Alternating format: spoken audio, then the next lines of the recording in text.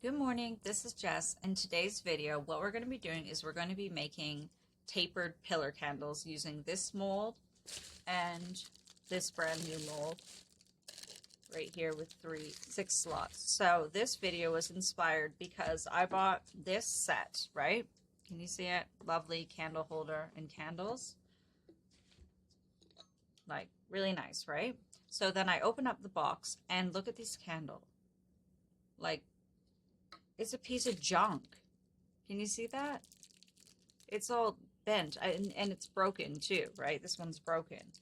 So I can't believe they sell these things. Like here, I just opened this box, right? And look at that. Just bent. And this is what they think is acceptable to sell in the stores. Like, it's just complete junk.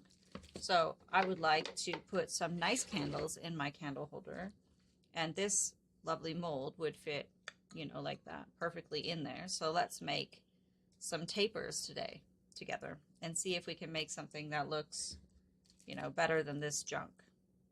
Let's look at these molds now before we start pouring wax into them and wicking them up. So this one is a 6 cavity taper mold, and you can see comes pre-cut down the sides like this. So to make this, we have to be really careful that we're lining these cuts up, you know, so they're not off-centered like that. They're just, you know, it's going to be a little bit tricky, but it's not impossible because it's silicone and it kind of sticks together a bit. We're also going to need to poke holes into the bottom 6 places to put our wicks through. And we're going to have to pick a really small wick, like the smallest size wick we have available to us, because the diameter of each spot is really small. So basically that will be our tricky part for this. And then what I'll probably do is put a skewer stick across here and then tie the wicks onto that. Probably like 3 of them like that. I think the hardest part is going to be finding where the bottom is, which I will use a wooden skewer stick. I'll have to go get one and show you how to do that. And this mold here, it's a bit easier to use. It has this top part that falls off or pops off, and there's a hole right here so you can put your wick through that. And the bottom also comes off of this, and there's also a hole in the bottom of this one. You can see there. So the wick will just slide straight through there. So this one will be a lot easier to use, but it's also limiting, as in it's rigid, you know, plexi plastic or whatever it is. So it might be really difficult to unmold. So we'll have to just experiment with these 2 molds to see which one is, you know, more agile, versatile, whatever you want to call it. They're different looks. I know that you can get some of these that are spiraled in different patterns and things like that, but we're just going to try this one and see how it goes. Okay, I've got a big skewer stick, and what I'm going to do is I'm going to insert it into my mold, try to find the center of the bottom, and then flip it over. This is very difficult to see. We're just going to do one and see what happens. I'm going to stick it through like that. Okay. It looks like, you can see there, it looks like it's through. Now what I'm going to do is I've got this is a wick. It's pre-waxed is what I'm trying to say. I'm going to stick it in through here and see if I can get it in that same hole. And I think it's going to be impossible to do it from this way. So I will put it down through this way, through this hole I made here. And I might need my skewer through it again.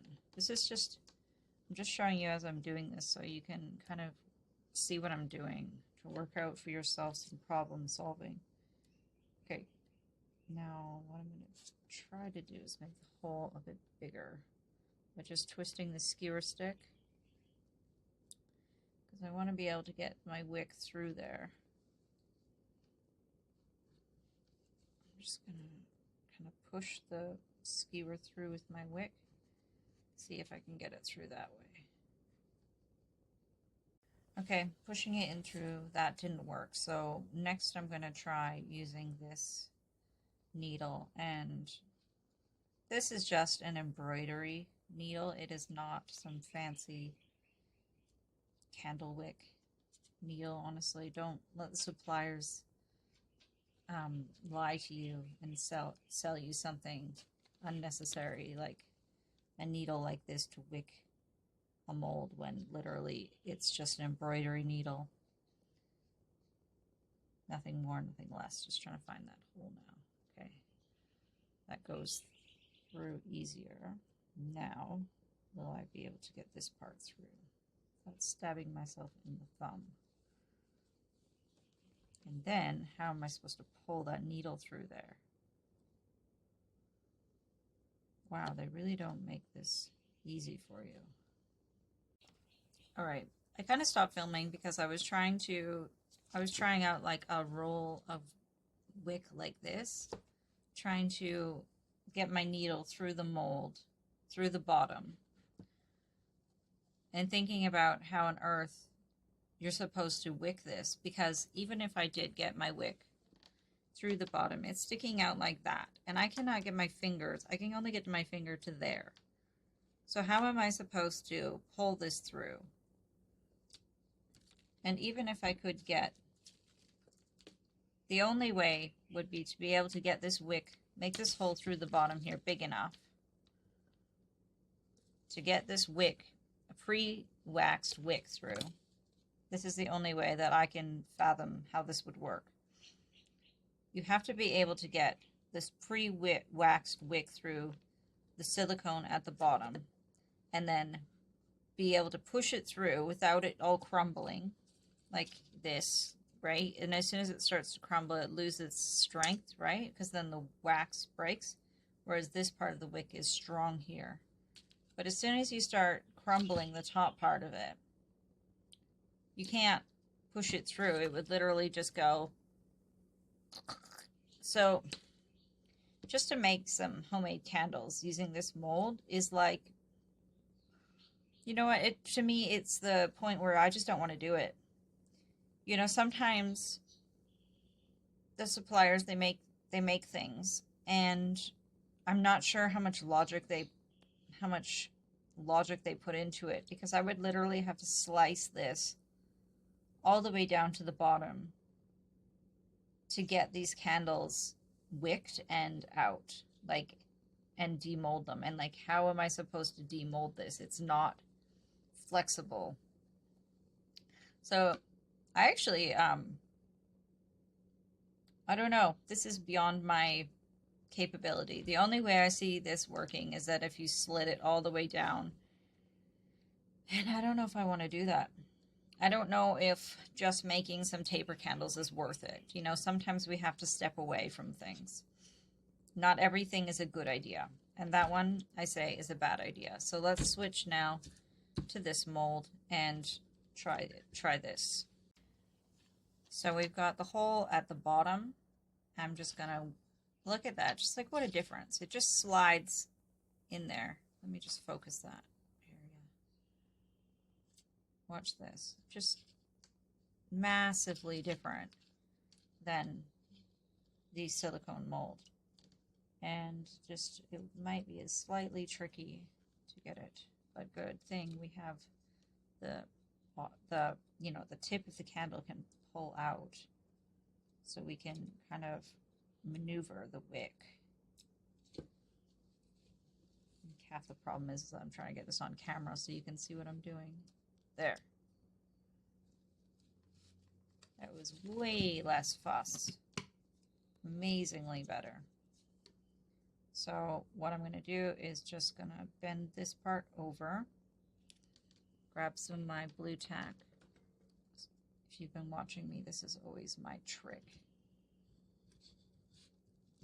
Put some blue tack on there like that. On that end. Put it down and push hard on the top. And I'm just gonna, I just push this tab over to pull the wick taunt within there.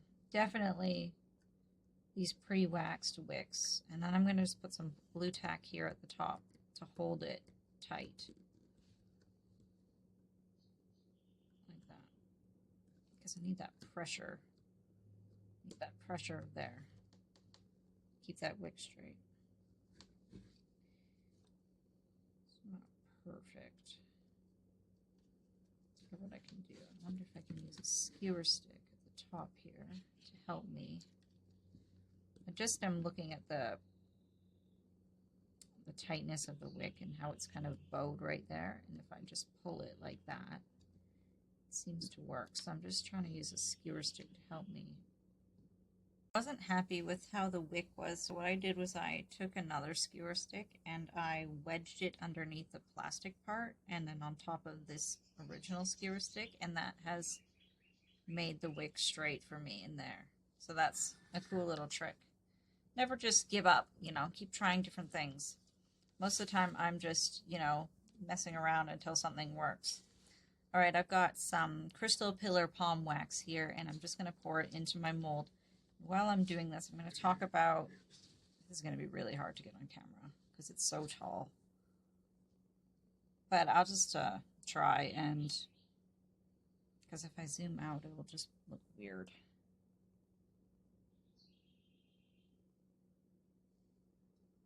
Okay, whatever, you get to see the messy desk. Don't use soy wax for this type of mold.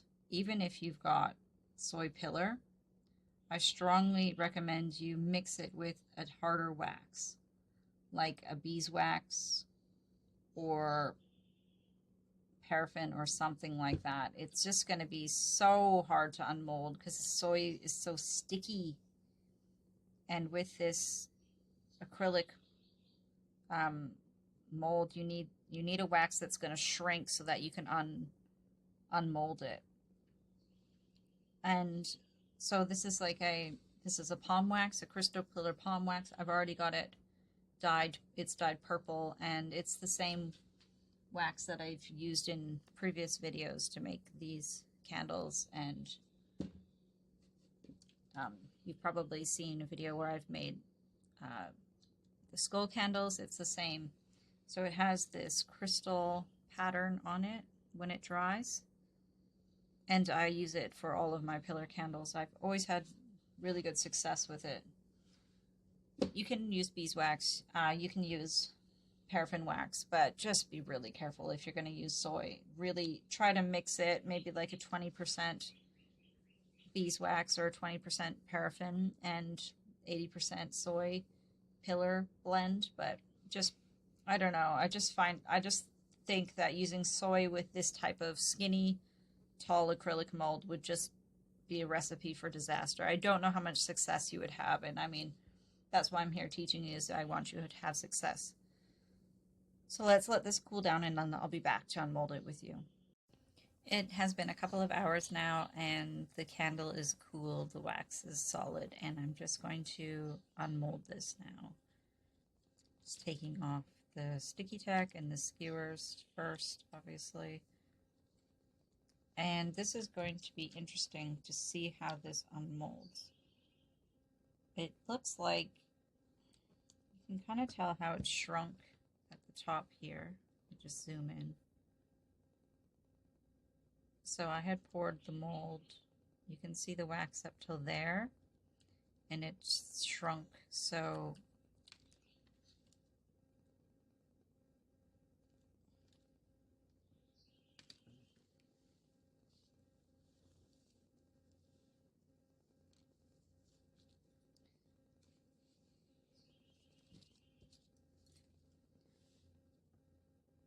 I don't think it's going to make a difference because that's the bottom. We can always cut off that. I'm definitely not going to do a top-up pour, but you could if you wanted to. It's going to take off bottom here, the end came out really nice and smooth. The top, I mean, of the candle came out really nice. Now, to get this out, I have to cut off the wick tab here.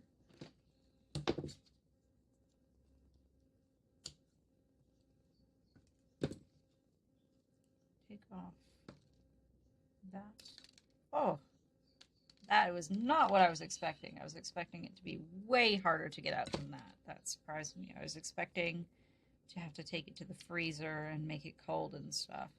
Yeah, you can see there how it has shrunk. But it's not really a big deal. I mean, whoa, did you see that? I cracked the whole thing when I pulled that off. All the way up to the top. Alright, that's a good learning thing. Don't pull off wax like that. You'll crack your taper. Wow, okay. Now, what am I going to do with this? It's definitely not sale worthy now that it's cracked all along there. Let me just make that so you can see that. Did you see how I did that? I literally was just cracking off the side of this wax here and it cracked all the way up my taper. That is sucky. So the next time, to prevent this, what we should do is cut this off with a knife like this, rather than trying to break it off. Okay, so and this just shaves off super easily with a sharp knife. Cut the wick.